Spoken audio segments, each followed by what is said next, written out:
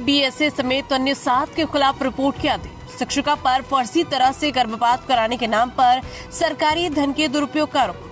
आपको बता दें कि जनपद अमरोहा न्यायालय ने सामाजिक कार्यकर्ता पंडित मनोज शर्मा एडवोकेट की शिकायत पर बीएसए तत्कालीन बीएसए बीईओ जोया, शिक्षिका वर्षा गुप्ता, विभागीय लिपिक पचल सहायक व 2 विभागीय व्यक्तियों के खिलाफ अमरोहा नगर पुलिस को समुचित धाराओं में मुकदमा पंजीकृत करने के आदेश दिए हैं।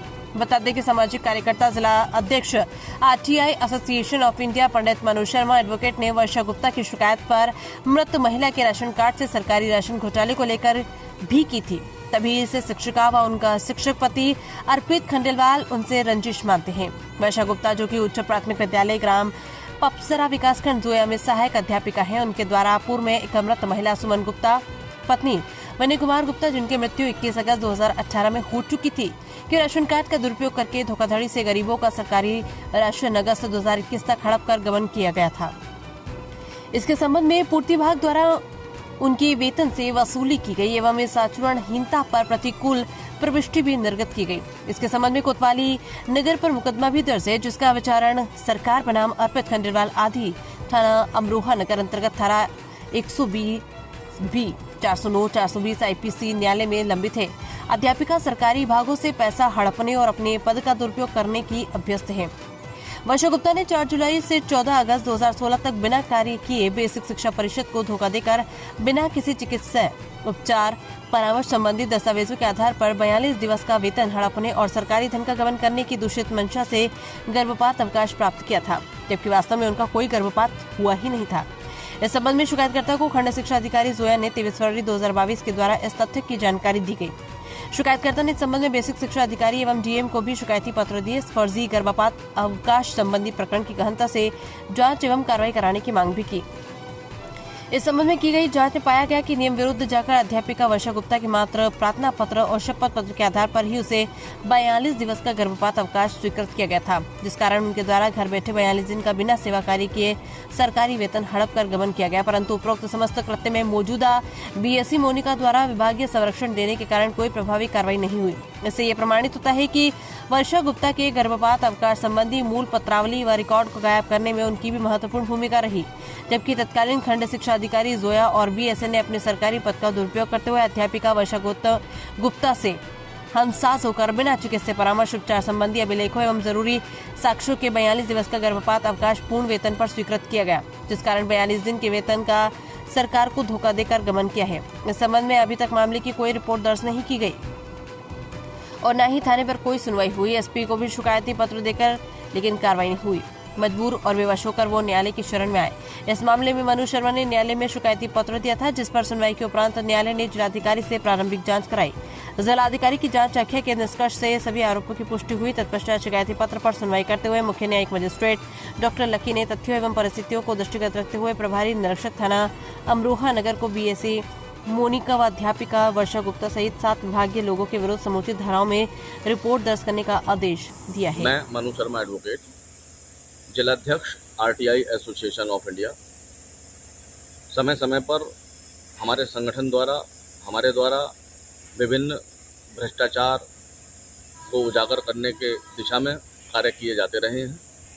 इसी कड़ी में मेरे द्वारा वर्ष 2021 में एक राशन घोटाले का पर्दाफाश किया गया था, जिसमें एक शिक्षक दंपत्ति द्वारा दूसरों के राशन कार्ड में अपने नाम बढ़ाकर और पूर्ति विभाग की आंखों में धूल झोंकते हुए स्वयं जो है अपात्र होकर मृतक महिला के राशन कार्ड में अपने नाम सम्मिलित कराते हुए उनका राशन लगातार आहरण किया गया था।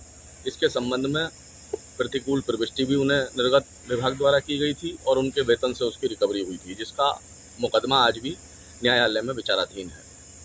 इसी क्रम में अब मेरे द्वारा एक आरटीआई जिला बेसिक शिक्षा कार्यालय में लगाई गई थी, जिससे मुझे ये ज्ञात हुआ कि सहायक अध्यापिका वर्षा गुप्ता पपसरा जोया द्वारा 42 दिवस का गर्भपात अवकाश वर्ष 2016 में लिया गया था।